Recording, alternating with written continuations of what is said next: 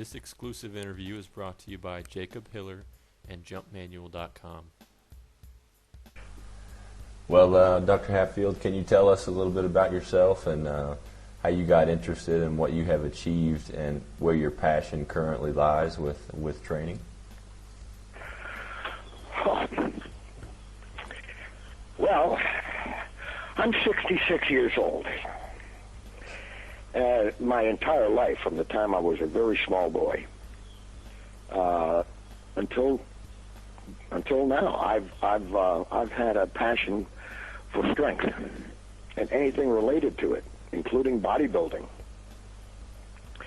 At one time, I was an Olympic weightlifter, I was a bodybuilder, and I was a power lifter. And I did pretty good in all three. But it was in powerlifting, of course, that I was able to excel. I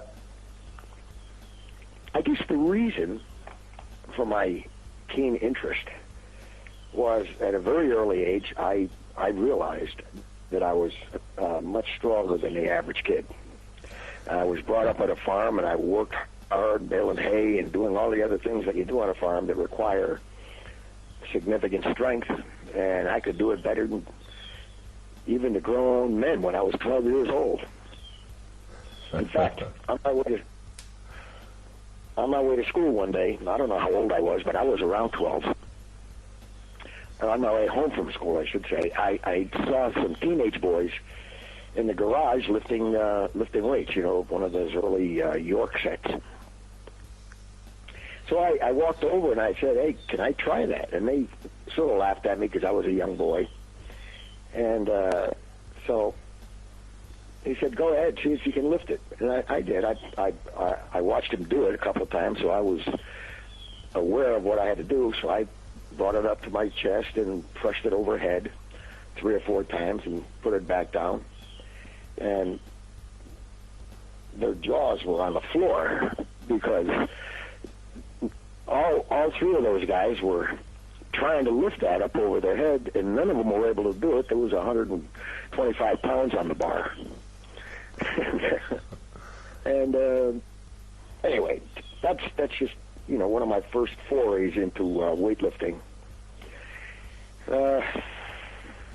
I won Teenage Mr. Connecticut when I was 17, and that same day I had broken all of the state records in the clean and jerk, the snatch, and the press, and all the, so I was, and that was the first contest I ever entered.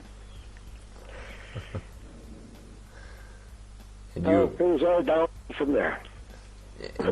And you eventually went on. Were you the first to squat 1,000 pounds, or what is the record there? What is? A lot of people say that of me, but it's not true. Yeah. The first guy ever to squat 1,000 pounds that I know of,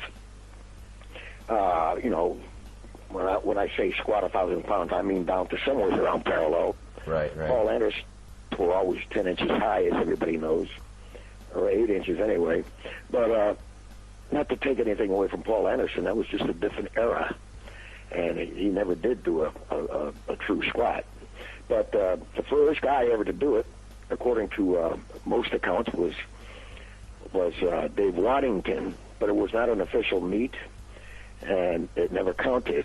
Very shortly after that, Lou Moran at the national championships squat 1,003, and if anybody remembers that particular meet, it was a sight to behold because blood was gushing from his nose, and the plate slipped off of one end and flew across the room. And they gave him a 4th attempt, and it was just a mess.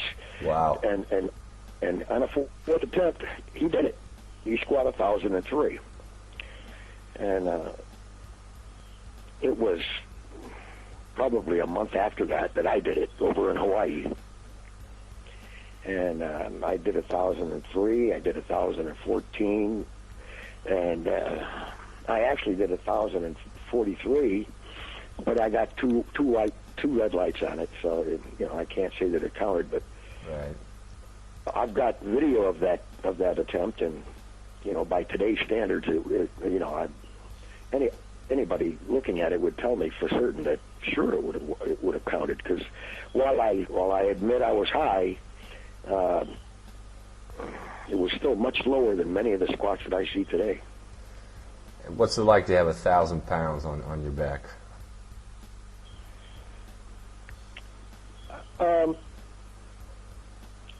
You know, I used to practice just lifting the weight off the rack and taking a step back and setting up without doing any squats at all. And I used to do overloads with 1,000 on my back. So I have to tell you that it felt pretty normal to me. It felt good. I had grown accustomed to having that much weight on me because I practiced it.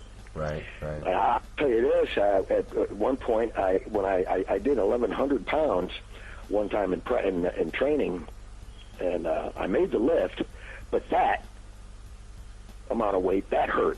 That hurt intensely. I felt intense pain through every bone of my body.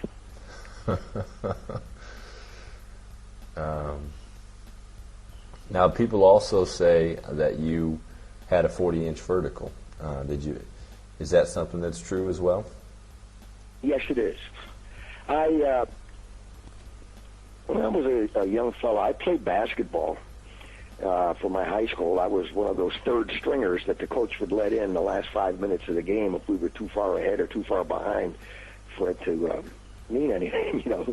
So I wasn't a great basketball player. But one thing I could do is I could jump, and the coach used to get a big fat kick out of it when I would have to jump center ball, and you know, like if we got tied up or something like that and had to do a jump ball.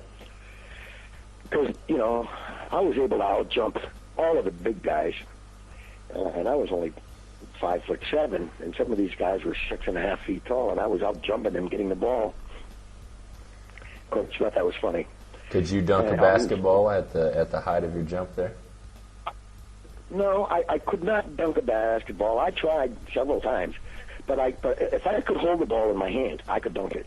How tall are you? So well, back then I was 5'7". I'm closer to 5'6" now.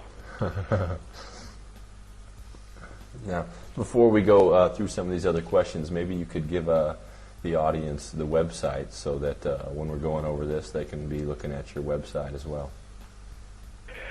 Okay, it's www.drsquat.com, DRSQUAT.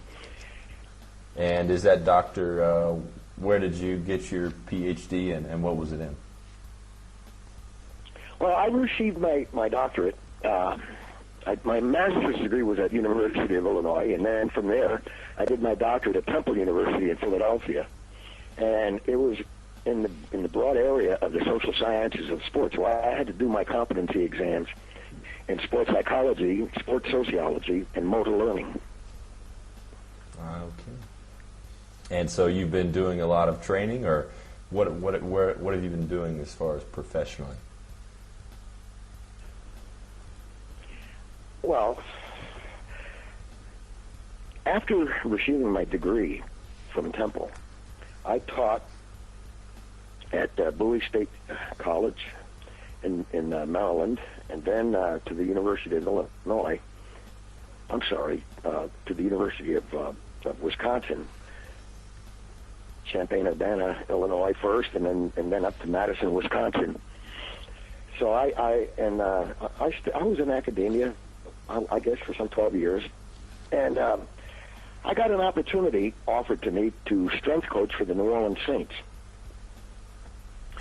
and so I jumped on that chance and quit teaching and moved down to New Orleans, and very shortly after that.